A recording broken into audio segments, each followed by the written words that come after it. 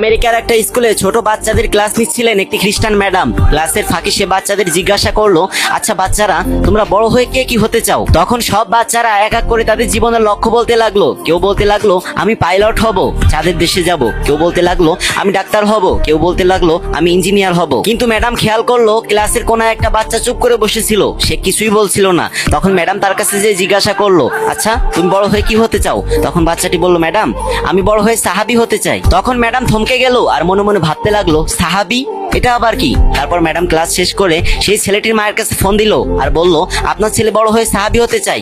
আচ্ছা এই সাহাবীটা কি জিনিস? তখন ছাত্রটির মা ম্যাডামকে বলল, ফোনে সাহাবী চিনানো যাবে না, আপনি যদি আমাদের বাসায় আসতে পারেন তাহলে আপনাকে সাহাবী সম্পর্কে সমস্ত ধারণা আমি দিয়ে দিব। ম্যাডামও কিছুতেই ওই সাহাবী জিনিসটা ভুলতে পারছিল না, তাই সাহাবী সম্পর্কে জানতে পরের দিনই ছাত্রটির বাসায় গেল। তখন সেই ছাত্রর মা সেই ম্যাডামকে নবীজি এবং সাহাবাদের জীবন কাহিনী খুলে বললেন এবং তাদের জীবন কাহিনী শুনে সেই খ্রিস্টান ম্যাডামটি ইসলাম ধর্ম গ্রহণ করলেন। কি কেউ সুবহানাল্লাহ বলবেন না?